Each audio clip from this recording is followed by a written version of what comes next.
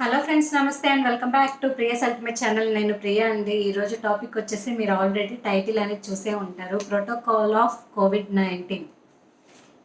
ఈ వీడియో ఎందుకు తీయాలనుకున్నానంటే అసలు చాలామందికి కోవిడ్ సిమ్టమ్స్ ఏంటి, ఒకవేళ సిమ్టమ్స్ అలా ఉంటే ఏ టెస్ట్ చేయించుకోవాలి, ఒకవేళ టెస్ట్ చేయించుకున్నాక ఏ మెడిసిన్ వాడుకోవాలి, మెడిసిన్ వాడుతూ హాస్పిటల్లో అడ్మిట్ అవ్వాలా లేదో తెలీదు, కోవిడ్ వచ్చాక ఎప్పుడు వ్యాక్సినేషన్ వేయించుకోవాలి, ఇవన్నీ డౌట్స్ ఉన్నాయి కదా.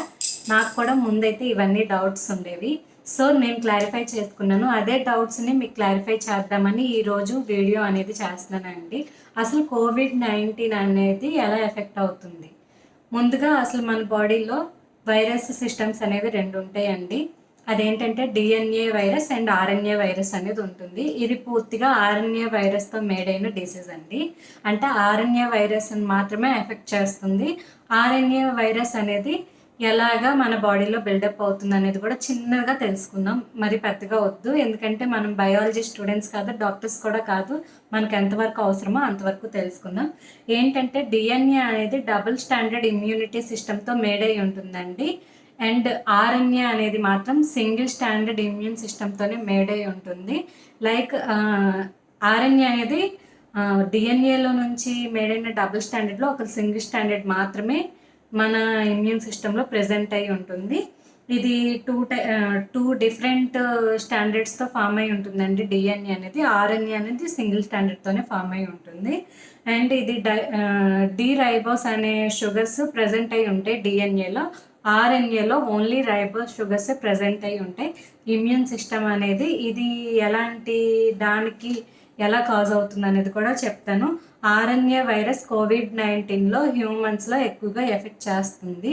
ఎలా ఎఫెక్ట్ చేస్తుందంటే లైక్ కోల్డ్ అండ్ కాఫ్ లాగా రెస్పిరేటరీకి సంబంధించిన వైరస్ ఆర్ఎన్ఏ వైరస్ అండి.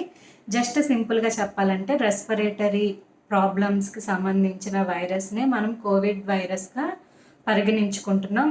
మనకి కఫ్ ఉన్నా, దగ్గున్నా అండ్ రెస్పిరేటరీ ప్రాబ్లమ్స్ వచ్చినా కూడా మనం కోవిడ్ అనే ఫస్ట్ వేవ్లో అయితే అనుకున్నాం. ఈ వేవ్లో సిమ్టమ్స్ ఎలా ఉన్నాయి ఫస్ట్ వేవ్తో పోల్చుకుంటే అనేది ఇప్పుడు తెలుసుకుందాం.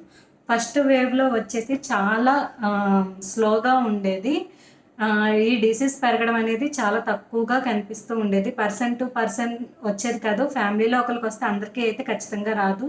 ఆ ఒక్కళ్ళు కొంచెం జాగ్రత్తగా ఉండి ఐసోలేట్ అయితే తగ్గిపోయేది. ఈ సెకండ్ వేవ్లో డిఫరెంట్ అండి, డిఫరెంట్. ఫ్యామిలీలో ఒకరికి వచ్చినా మొత్తం అందరికీ వచ్చే ఛాన్సెస్ ఉన్నాయి. మనం ఎంత జాగ్రత్త తీసుకున్నా కూడా ఇది ఫాస్ట్ ర్యాపిడ్ గ్రోత్ వైరస్ అని చెప్పాలి సెకండ్ వేవ్ అనేది. ఇందులో మనం చాలా జాగ్రత్తగా తీసుకోవాల్సిన నెసెసిటీస్ ఏంటి, అసలు సిమ్టమ్స్ ఏంటి అనేది తెలుసుకుందాం. ఫస్ట్ వేవ్లో చాలామందికి దగ్గు వచ్చినా, జలుబు వచ్చినా, జ్వరం వచ్చినా, రెస్పిరేటరీకి సంబంధించిన ఏమన్నా ప్రాబ్లమ్స్ వచ్చినా, కొంచెం డైజినెస్గా ఉన్న ఇది మనం కరోనా కోవిడ్ అనేసి అనుకునే వాళ్ళం. ఈ స్టేజ్ సెకండ్ స్టేజ్లో వచ్చేసి ఈ అది కొంచెం ఫస్ట్ వేవ్లో ఏంటంటే అది ఇన్ఎఫెక్టివ్ అండి. లంగ్స్కి బాగా ఎఫెక్ట్ అయిపోయి ఎక్కువగా డెత్ రేట్స్ అనేవి లేవు, చాలా తొందరగానే క్యూరబుల్గానే ఉంది. ఈ సెకండ్ వేవ్లో వచ్చేసి ఇది ఇన్ఫెక్టివ్ డిసీజ్ లాగా అయిపోయింది లంగ్స్కి. ఎలా అంటే ఖచ్చితంగా లంగ్స్ ఇన్ఫెక్ట్ అయిపోతున్నాయి. ఈ వేవ్లో వచ్చిన కేసెస్ మొత్తం 40-50% వరకు లంగ్స్ ఎఫెక్ట్ అయిపోయిన పేషెంట్సే ఉన్నారు. కొంచెం నెగ్లెక్ట్ చేస్తే హార్ట్ అటాక్ వచ్చి చనిపోయే వాళ్ళు కూడా ఉన్నారు. ఎందుకు ఇలా అవుతుంది అనేది కూడా డీటెయిల్డ్గా తెలుసుకుందాం. సెకండ్ స్టేజ్ అనేది high risk and uncommon thing అండి. ఫస్ట్ స్టేజ్లో కొన్ని థింగ్స్ అనేవి ఉండేవి. ఏంటంటే ఇన్ఫెక్టివ్ స్టేజ్ అనేది చాలా తక్కువగా ఉండేది. ఈ స్టేజ్ని మోర్ ఇన్ఫెక్టివ్ స్టేజ్ అనే అనుకోవచ్చు. చాలా వరకు లంగ్స్ అనేవి ఇన్ఫెక్ట్ అవుతున్నాయి. అండ్ ఇంట్లో కూడా మనం డబల్ మాస్క్ వేసుకోవాల్సిన పరిస్థితి అయితే ఉంటుంది. అండ్ ఛాన్స్ ఆఫ్ డిసీజ్ అనేది కూడా చాలా ఎక్కువగా ఉంటుందండి. పర్సన్ టు పర్సన్ చాలా ఫాస్ట్గా వచ్చేస్తుంది. ఇదివరకు ఎక్కడో ఒకటి ఉంది అని వినేవాళ్ళం, కానీ ఇప్పుడు అలా కాదు. ఒకే చోట ముగ్గురికి నలుగురికి వస్తుంది, ఒక ఇంట్లోనే ముగ్గురికి నలుగురికి వచ్చేస్తుంది. ఇది చాలా dangerous and uncommon thing.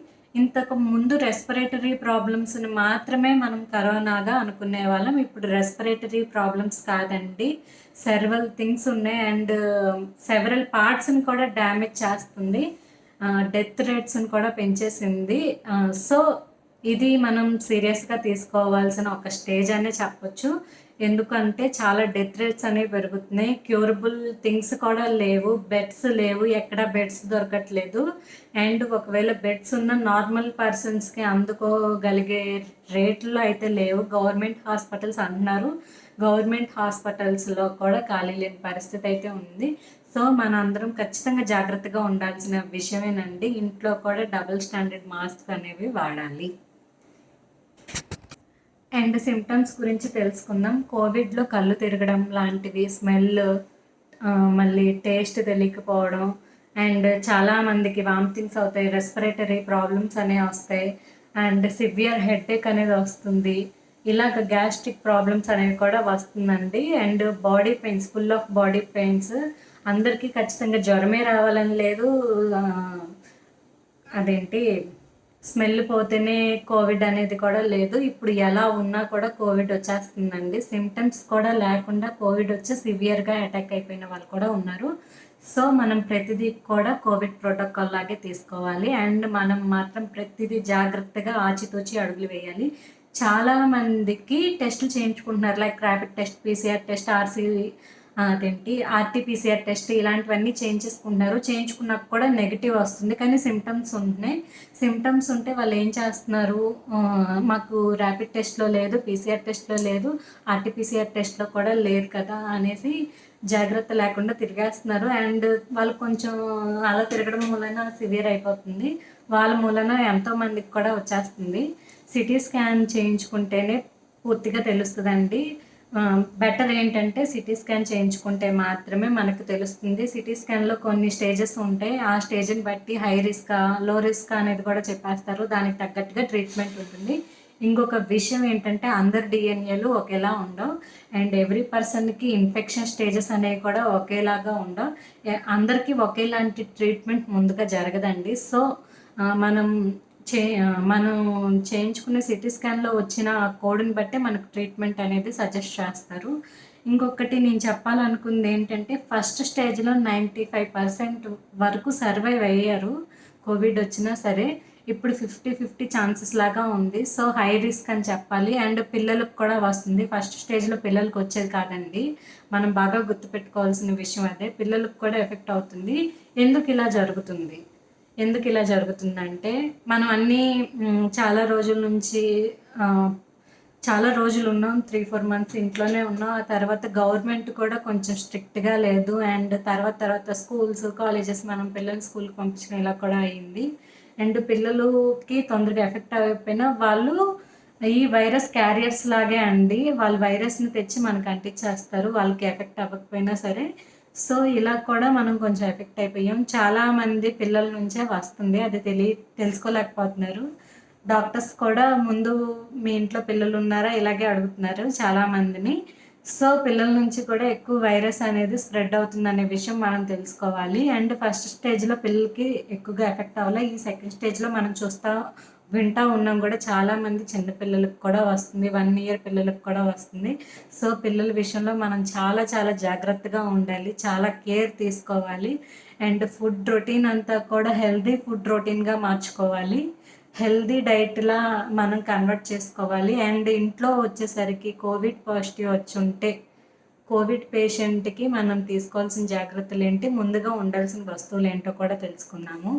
Covid పేషెంట్స్కి ఒకవేళ కోవిడ్ పాజిటివ్ వచ్చి ఉంటే మాత్రం మన దగ్గర ముందు ఆ పేషెంట్ ఐసోలేట్ అయిపోవాలండి. ఫస్ట్ థింగ్ అది. ఆ పేషెంట్తో పాటు మిగతా వాళ్ళు కూడా ఐసోలేట్ అయిపోవాలి విడిగా వేరే రూమ్లో, వాళ్ళకి పాజిటివ్ లేకపోయినా సరే. అండ్ వాళ్ళు కూడా కొంచెం జాగ్రత్తగానే ఉండాలి. ఇప్పుడు రాదు అనే ఛాన్స్ అయితే లేదు, 90% వచ్చే ఛాన్సే ఉంది కాబట్టి వాళ్ళు కూడా ఐసోలేట్ అయ్యే ఉండాలి. అండ్ ఫస్ట్ ఎవరికైతే వచ్చిందో వాళ్ళు తగ్గే అంతవరకు కూడా జాగ్రత్తగా ఉండాలండి. అండ్ సెకండ్ థింగ్ వచ్చేసి ఆక్సిమీటర్ అనేది కంపల్సరీగా ఉండాలి. అండ్ థర్డ్ థింగ్ వచ్చేసి థర్మామీటర్. ఈ 2 ఉండాలి. అండ్ ఈ రెండింటిని మనం రోజుకి 5-6 సార్లు చెక్ చేసుకొని ఒక చార్ట్ ప్రిపేర్ చేసుకొని చార్ట్లో రాసుకోవాలి. ఇఫ్ మనకి నెసెసిటీ అయ్యి ఒకవేళ సివియర్గా బ్రీతింగ్ ప్రాబ్లం వస్తే డాక్టర్ దగ్గరికి వెళ్ళినప్పుడు డాక్టర్ ఖచ్చితంగా అడుగుతారు, మీరు ఆక్సిమీటర్లో చూసుకున్నారా, టెంపరేచర్ చూసుకుంటూ ఉన్నారా, రోజుకి ఎన్నిసార్లు చూసుకున్నారని. అప్పుడు డాక్టర్కి చెప్పడానికి అనేది హెల్ప్ అవుతుంది. సో ఒక బుక్, పెన్ పక్కన పెట్టుకొని ఇది నోట్ చేసుకుంటూ ఉండండి, మీకు హెల్ప్ అవుతూ ఉంటుంది. అండ్ టెస్ట్ విషయంలోకి వస్తే నేను చెప్పేసాను కదా, సిటీ స్కాన్ టెస్ట్ ఎన్ని టెస్ట్లు ఉన్నాయి అనేది కూడా చెప్తాను. పీసీఆర్ టెస్ట్ ఉంది, అండ్ యాంటీజెన్ టెస్ట్ ఒకటి ఉంది, పీసీఆర్ టెస్ట్ ఒకటి ఉంది, అండ్ ఇంకొకటి వెంటనే ఇస్తారు కదా ర్యాపిడ్ టెస్ట్ ఒకటి ఉంది, and last thing CT scan అండి. ఈ వీటి ద్వారానే తెలుస్తుంది. ఈ అన్నిటికన్నా మోస్ట్ ప్రిఫరబుల్ అయితే సిటీ స్కాన్ అనే చెప్తాను. బ్లడ్ టెస్ట్లు ఇవన్నీ కూడా మనకి పెద్దగా యూజ్ అయితే అవ్వవు. అండ్ ఇంకొకటి చెప్పాను కదా, మనము ఏమేమి థింగ్స్ ఉండాలని, ఆక్సిమీటరు, థర్మామీటరు, అండ్ ఐసోలేట్ అవ్వాలి పేషెంట్స్ అనేది, అండ్ ఒక చార్ట్ అనేది ప్రిపేర్ చేసుకుంటూ ఉండాలి డాక్టర్కి చూపించడానికి. అది కంపల్సరీగా హెల్ప్ అవుతుంది మీ సిచ్యువేషన్ వర్స్గా ఉంటే మాత్రం. అండ్ నెక్స్ట్ థింగ్ వచ్చేసి, మనం ఆవిరి రోజుకి 2 సార్లు పీలిస్తే సరిపోతుందని ఇప్పుడు డాక్టర్ చెప్తున్నారు. 24 గంటలు మనము ఆవిరి పీల్చాల్సిన అవసరం లేదని చెప్తున్నారు. ఇది పెద్ద మెయిన్ థింగ్ అండి, గుర్తుపెట్టుకోండి. ఇంతకు ముందు అలా చెప్పేవాళ్ళు కానీ ఇప్పుడు చెప్పట్లేదు. రోజుకి ఒకసారి లేదా 2 సార్లు పిలవమంటున్నారు. మరి పొగలొచ్చే ఆవిరిని పిలవమని అయితే ఎవరు చెప్పట్లేదు. ఇది ఒకటి గుర్తుపెట్టుకోండి. అండ్ పేషెంట్కి వాడేటప్పుడు మాత్రం డిస్పోజలే వాడండి. వాళ్ళు పట్టుకున్న ప్లేట్లు మీరు కడగడం, మీరు అందులోనే తినటం, మర్చిపోయి ప్లేట్లు కలిపేస్తాం కడిగినప్పుడు, అలా చెయ్యొద్దు. డిస్పోజల్ ప్లేట్లు వాడితే వాళ్ళు ఒక డస్ట్బిన్ పెట్టేస్తే ఆ డస్ట్బిన్లో పడేస్తారు. మనం డస్ట్బిన్ ఏదో ఒక పక్క నుంచి శానిటైజ్ చేసుకున్న, గ్లౌజులు వేసుకున్న చెత్త అనేది పడేస్తాం. అది కొంచెం సేఫ్టీ అండి. లేదు అంటే మనం ప్లేట్లు పడేస్తే అది కడగడానికని తీసుకెళ్ళి అవి ముట్టుకోను ఇవి ముట్టుకోను చేస్తే అది ఇంకా డేంజరస్ అయిపోతుంది. కోవిడ్ అనేది టచింగ్ మూలాన కూడా వస్తుందని చాలామంది చెప్తున్నారు కాబట్టి జాగ్రత్తగా ఉండడం అనేది మంచిది. డిస్పోజల్ వాడితే ఇంకా మంచిది. అండ్ ఆ పేషెంట్ రూమ్లో మాత్రం ఒక డస్ట్బిన్ కంపల్సరీగా మెయింటైన్ చేయాలి. ప్రతిదీ కూడా ఆవిడ డస్ట్బిన్లో వేసేలాగా డిస్పోజబుల్ బ్యాగ్ ఒకటి పెట్టుకొని డిస్పోజలే గ్లాసెస్ కానీ ప్లేట్స్ కానీ వాడాలి. అండ్ వాష్రూమ్ అండి, వాష్రూమ్ మేజర్ రోల్ ప్లే చేస్తుంది. తప్పనప్పుడు ఇంక తప్పదు. కానీ ఇప్పుడు అపార్ట్మెంట్స్లో ఉండే వాళ్ళకైతే 2 బాత్రూమ్స్ ఉంటాయి కాబట్టి పేషెంట్ వాడే బాత్రూమ్ మీరు ఎవరూ వాడకండి. ఇది చాలా యూస్ఫుల్ అయిన థింగ్ అని అనుకుంటున్నాను. ఇప్పటి వరకు ఎవరూ చెప్పట్లేదు ఈ థింగ్ని. ఈ విషయంలో చాలామంది తప్పు చేసేస్తున్నారండి. సో అదొకటి గమనించుకోండి. వాళ్ళు వాడే బాత్రూమ్స్ ఇంకెవరూ వాడకండి. మెయిన్ బట్టలు కూడా అంతే. వాళ్ళు ఎన్ని రోజులు కోవిడ్లో వాళ్ళు ఉండగలుగుతారో వాళ్ళకి తగ్గేంత వరకు వాళ్ళ బట్టలు మీరు ముట్టుకోవద్దు. వాళ్ళే విడిగా ఉతుక్కోవడమో లేకపోతే వాళ్ళ బట్టలు విడిగా వాషింగ్ మిషన్లో వేసి ఉతకడమో చెయ్యండి. ఇంకా ఇంకొక థింగ్ చెప్పాలనుకుంటున్నాను మీకు యూస్ఫుల్ అయ్యేది. హోమ్లో ఐసోలేట్ అయ్యే వాళ్ళు ఒక 2 థింగ్స్ మర్చిపోకుండా చేయాలి. కోర్ ఎక్సర్సైజ్ అనేది చేయాలి. కోర్ ఎక్సర్సైజ్ అందరికీ తెలిసి ఉండదు కదా, అది ఎలా చేయాలంటే మనం మెలకులో పడుకుంటే మాత్రం ఊపిరాడదండి. బోర్లా పడుకొని కొంచెం కాలు రెండు పైకి పెట్టి చేతులతో కాలు వెనక్కి పట్టేసుకుని ఊపిరి తీసుకోవడానికి ట్రై చేస్తే అది చాలా హెల్ప్ అవుతుంది. దాన్నే కోర్ ఎక్సర్సైజ్ అంటారు. మాకు జిమ్లో అయితే కోర్ ఎక్సర్సైజ్ వీక్లీ వన్స్ చేపిస్తారు. చాలా హెల్ప్ అవుతుంది. అండ్ మేము చేసే జిమ్ ఏంటంటే స్ట్రెంథనింగ్ కోసం కదా, సో చాలా యూస్ఫుల్ థింగ్స్ చెప్తారు. రోజుకి ఒక డిఫరెంట్ థింగ్ అనేది చెప్తారు. ప్రతిరోజు ఒకలాగే ఉండదు. అండ్ చాలా వరకు మనం ఎన్విరాన్మెంట్ అనేది పల్లెటూరులో అయితే ఎక్కువ గ్రీనరీ ఉంటుంది. ఎవరింట్లో వాళ్ళకి ముందు స్పేస్ అనేది ఎక్కువ ఉంటుంది, తిరగడానికి ఉంటుంది. అపార్ట్మెంట్లో తిరగడానికి ఉండదు. కానీ రోజుకి 1-2 సార్లైనా మనం బయట గాలిని లోపలికి, లోపల గాలిని బయటికి పోనివ్వాలండి. మరి దగ్గరగా ఉంటే మాత్రం ఇంకా తప్పదు, క్లోజ్ చేసుకొనే ఉండాలి. వేరే వాళ్ళకి ఎఫెక్ట్ అయ్యే ఛాన్స్ ఉంటుంది కాబట్టి. అలాగనే అపార్ట్మెంట్లో చాలామంది అవివేకంగా తిరిగేస్తారండి. దయచేసి మీకు ఒకవేళ కోవిడ్ ఉంటే, ఒకవేళ మీరు అపార్ట్మెంట్లో ఉంటున్నట్లయితే బయటికి ఎలా పడితే అలా తిరగకండి. మాకు చిన్నపిల్లలు ఉంటారు కదా, ఎఫెక్ట్ అయ్యే ఛాన్సెస్ ఎక్కువ ఉంటాయి. సో అందరికీ చిన్నపిల్లలు ఉండుంటారు కదా, బయట తిరగకండి దయచేసి. పిల్లలకి ఎఫెక్ట్ అవుతుంది కాబట్టి మనము పిల్లలకి ఏమన్నా అయితే అసలు తట్టుకోలేము. ఇంకొక విషయం ఏంటంటే ట్యాబ్లెట్స్ అనేవి ఇప్పుడు ఎజిథ్రోమైసిన్ కానీ ఇంకా చాలా ఇంజెక్షన్స్ ట్యాబ్లెట్స్ అనేవి నేను చెప్పాలనుకోవట్లేదు. డాక్టర్ని కన్సల్ట్ అయితే డాక్టర్ చెప్పి యూజ్ చేస్తేనే బెటర్ అండి. అండ్ బాగా సీరియస్ అయిపోతే మాత్రం రెమ్డెసివిర్ ఇంజెక్షన్ అనేది చేస్తున్నారు కదా, 1 వీక్ చేస్తున్నట్టున్నారు. 7 డోసెస్ అనేవి పడాలనుకుంటా. డేకి ఒక ఇంజెక్షన్ లెక్క చేస్తున్నారు. ఈ రెమ్డెసివిర్ ఇంజెక్షన్ గురించి నేను ఇంకోటి మాట్లాడాలనుకుంటున్నాను. ఇది హైలీ కమర్షియల్ అయిపోయింది ఇప్పుడు. బికాజ్ మామూలు వాళ్ళకి అసలు ఈ ఇంజెక్షన్ అనేది దొరకట్లేదు, కాస్ట్ ఎఫెక్టివ్గా కూడా ఉండట్లేదు, కాస్ట్ భరించలేకుండా ఉంటుంది. అండ్ ఇది కూడా బ్లాక్ మార్కెట్లోకి చేరిపోయింది. సో మనం అన్నిటికీ జాగ్రత్తగా ఉండాలి. మెయిన్ థింగ్ ఏంటంటే మనీని చేతిలో పెట్టుకొని ఉండాలి. ఉన్నంతలోనే ఎంతో కొంత మనీని అయితే ఖచ్చితంగా చేతిలో పెట్టుకొని ఉండాలండి. ఎవరు ఈ టైంలో వచ్చి హెల్ప్ చేసే వాళ్ళు ఉండరు. అది మనీ పరంగా అయితే అసలే ఉండరు. నేను చెప్పాలనుకున్న విషయం అయితే అది. మనీ పరంగా మనం ఎప్పుడు ఫైనాన్షియల్గా ఇలాంటి విషయాల్లో స్ట్రాంగ్గానే ఉండాలి. ఈ టైంలో మనకి ఏదైనా అయిందంటే ఎవ్వరు వచ్చి రూపాయి కూడా ఇవ్వరు. మనమే జాగ్రత్త చేసుకొని ఉంచుకోవాలి. ఈ విషయంలో మేము కొంచెం ముందు జాగ్రత్తగానే ఉండాలని అందరూ ఉండాలని అయితే అనుకుంటున్నాను. వ్యాక్సిన్ కోసం, మెడిసిన్ కోసం ఇబ్బంది పడే పరిస్థితి ఎవరికి రాకూడదు. హాస్పిటల్లో అడ్మిట్ అవ్వకపోయినా ఇంటిలో ఉన్నా కూడా బోల్డ్ ఖర్చు అవుతుందండి. 50,000 60,000 ఖర్చు అయిపోతుంది. 50,000 60,000 లేని పరిస్థితి కూడా మన దగ్గర ఉండొచ్చు. సో కనీసం ఒక 50,000 అయినా మన చేతిలో ఉండాలండి. ఈ ట్రీట్మెంట్కి, ఈ వ్యాక్సినేషన్కి, హోమ్ ఐసోలేషన్ అయినా మన ఫుడ్కి అయ్యే ఖర్చు 50,000 అవుతుంది ఒక నెలలో. ఇది నేను స్వయంగా అనుభవించిన విషయాన్నే మీతో షేర్ చేసుకుంటున్నాను. అండ్ ఇప్పుడున్న సిచ్యువేషన్స్కి తగ్గట్టుగా మీకు ఏదన్నా హెల్ప్ అవ్వచ్చు అని. అండ్ ఇంకో కోవిడ్ వ్యాక్సిన్ గురించి కూడా చెప్పాలనుకుంటున్నాను. కోవిడ్ వ్యాక్సిన్ ఎప్పుడు వేయించుకోవాలి, అసలు ఎలా వేయించుకోవాలి, ఒకవేళ కోవిడ్ వస్తే ఎన్ని రోజుల తర్వాత వేయించుకోవాలి, చాలా డౌట్స్ ఉంటాయి కదా. కోవిడ్ వ్యాక్సిన్ వేయించుకున్నాక కోవిడ్ వస్తే సెకండ్ వ్యాక్సిన్ వేయించుకోవచ్చా లేదా, ఇది కూడా ఒక డౌట్ అండ్ క్వశ్చన్ మార్క్ లాగా ఉండొచ్చు. అయితే ఇప్పుడు కోవిడ్ వ్యాక్సిన్ అనేది ఫస్ట్ వేయించుకున్నాక కోవిడ్ వచ్చింది అనుకోండి, ఒక 3 months అయ్యాక సెకండ్ డోస్ అనేది వేయించుకోవాలి. అండ్ కోవిడ్ వచ్చుండి మీరు అసలు వ్యాక్సినేషన్ వేయించుకోలేదంటే అప్పుడు కూడా మీరు ఒక 2 months ఫుల్గా కంప్లీట్ అయ్యి 3rd monthలోకి ఎంటర్ అవ్వగానే కోవిడ్ వ్యాక్సిన్ అనేది వేయించుకోవాలి. అండ్ ఈ లోపల మాత్రం వేయించుకోకండి. మీ ఇమ్యూనిటీ అండ్ మీరు చాలా వీక్గా ఉంటారు. కోవిడ్ వచ్చాక ఒక 1 monthలో రికవర్ అయ్యేదైతే ఏమీ లేదు. 2 months ఈజీగా పడుతుంది, కానీ రికవర్ అవుతాం, హెల్తీగా ఉంటాం, చాలా హెల్తీగా ఉంటాం, బౌన్స్ బ్యాక్ లాగా ఉంటాం. కోవిడ్ వచ్చి తగ్గిన తర్వాత అయితే కొంచెం చెప్పాలంటే ఒక 2 months చాలా నీరసంగా ఉంటుంది. భయపడిపోయి హాస్పిటల్కి వెళ్ళొద్దండి. మరీ ఇబ్బంది అయితే మాత్రం వెళ్ళండి. చాలామంది భయపడిపోయి మాకు ఏదో అయిపోతుంది, కొంచెం ఊపిరాడకపోయేసరికి అలా అనుకుంటారు. కోర్ ఎక్సర్సైజ్ అనేది చెయ్యండి. ఇంకా తగ్గట్లేదంటే డాక్టర్కి ఫోన్ చేసి అడగండి. హాస్పిటల్లో అడ్మిట్ అయితే లక్షలు కట్టాలండి. కనీసం 2 లక్షలు లేనిది ఒక రోజుకి బయటికి రానివ్వట్లేదు. ఇది మాలో కూడా చాలామందికి జరిగిన విషయం. మాలో కూడా మా రిలేటివ్స్లో కానీ మా ఫ్యామిలీ మెంబర్స్లో కానీ చాలామందికి వచ్చిందండి కోవిడ్-19 అనేది.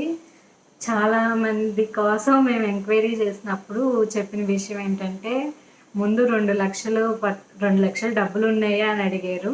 అండ్ మీ దగ్గర కనీసం 7 లక్షల డబ్బులైనా రెడీగా ఉంటే హాస్పిటల్లో అడ్మిట్ చేసేయండి, ముందు 2 లక్షలు కట్టి 7 లక్షలు డబ్బులు అవుతాయని చెప్పారండి.